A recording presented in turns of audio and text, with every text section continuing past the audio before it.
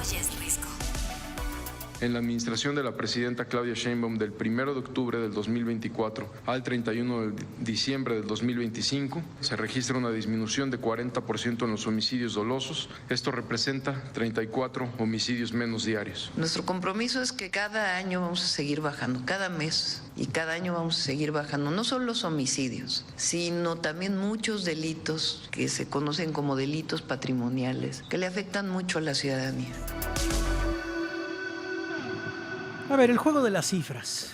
Hoy lo anunciaban desde la conferencia matutina sobre esta disminución del homicidio doloso en un 40%. Decían, significan 34 homicidios diarios menos. Inmediatamente pues corrimos con la maestra Lisa Sánchez, ella es directora de México Unido contra la Delincuencia, porque, bueno, siempre nos lo has explicado, Lisa, hay diferentes mediciones, hay diferentes también carpetas de investigación, cómo se lee también. A ver, ¿cómo se lee? Primero, gracias por acompañarnos el día de hoy, querida Lisa. ¿A favor o en contra de entrada de todavía decirte feliz año nuevo? Feliz año nuevo, mi querido Risco, con todo y la gripa que viene con el invierno. Incluida. Sí, todos caímos, todos hemos caído, y si usted no ha caído, ¿qué cree? Va a caer. Le Esa mandamos un beso lleno de virus. Exactamente. A ver, Lisa, cuéntanos un poco, ¿qué te dice esta declaración, esta entrega de resultados por parte tanto de Omar García Harfuch como de la presidenta? ¿Qué creer, qué no creer, Lisa? Mira, yo creo que efectivamente estamos presenciando una reducción del homicidio doloso, digamos, en los últimos años y sobre todo una más marcada con la administración de la presidenta.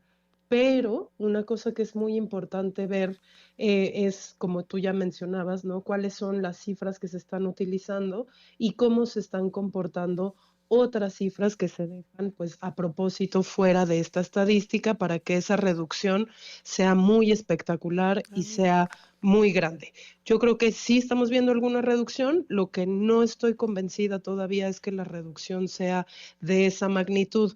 Y déjame te explico por qué. A ver. Lo primero es porque ellos nos están midiendo, como siempre, promedios mensuales diarios y nos están dando lo que hubo en diciembre de 2025, que por cierto es información no pública todavía porque el Secretariado Ejecutivo aún no sale con las cifras de diciembre, Mira, por lo tanto no podemos verificarlo. Pues nos están dando las cifras que ellos tienen de diciembre del 2025 y las están comparando con septiembre de 2024. Okay. Entonces dicen, diciembre del 2025 contra septiembre del 2024, 40% menos de homicidios. ¿Qué pasa? Que en esa cifra, por ejemplo, no están las víctimas acumuladas de feminicidio.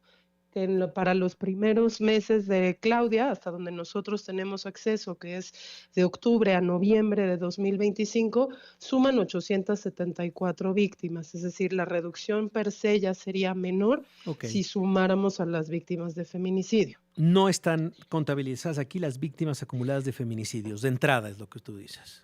Correcto, entonces nos dan promedios de homicidio doloso, pero sin víctimas de feminicidio.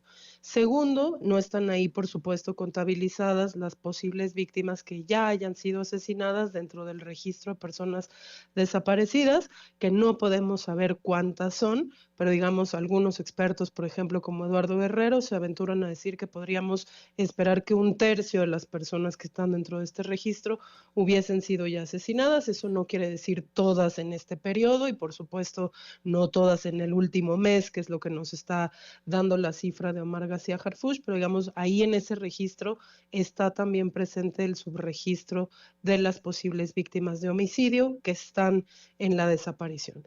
Y otra cosa que estamos viendo nosotros, porque ahorita todavía no tenemos datos de INEGI para el año 2025, que es el año en el que gobernó ya completo la presidenta Claudia Sheinbaum, solo tenemos los datos del Secretariado Ejecutivo del Sistema Nacional de Seguridad Pública.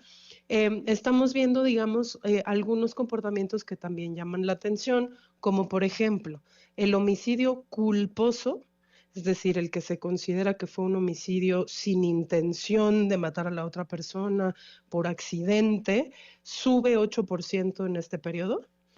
Entonces, si tú ya vas viendo, si sumas los feminicidios, si sumas las personas muertas desaparecidas, si ponderas también el aumento en el homicidio culposo versus la reducción en el homicidio doloso y el aumento del 1% que también hay en otros delitos contra la vida, pues ahí resulta que la magnitud, que es lo que yo te decía, probablemente no es la que están mencionando ellos, Importante. sino bastante menor, aunque la trayectoria parece ser que venía un poquito a la baja. Ahora, Ajá.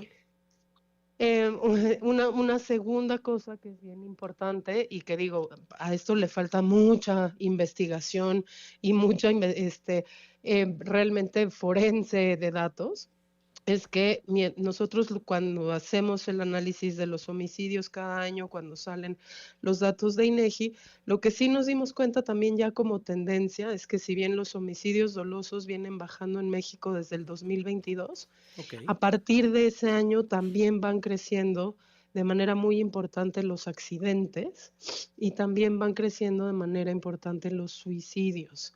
Entonces, te doy un ejemplo. ¿Accidentes a qué te refieres? A ver, el ejemplo.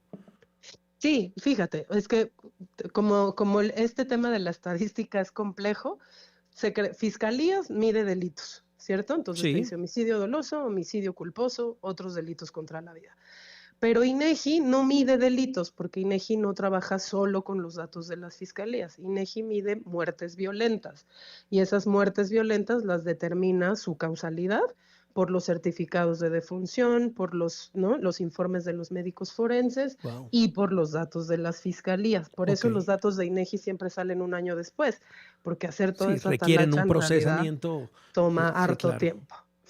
INEGI, nosotros tenemos los datos completitos de INEGI, hicimos un análisis de los últimos 7 años enteros, es todo el sexenio de Andrés Manuel, hasta diciembre del 2024, y ahí lo que vimos fue eso, que cuando los homicidios realmente caen, que ya nos decían primero un 4%, luego un 8%, etcétera, ahí vimos que de manera paralela crecían los accidentes, digamos que son las muertes violentas que estuvieron causadas por accidentes.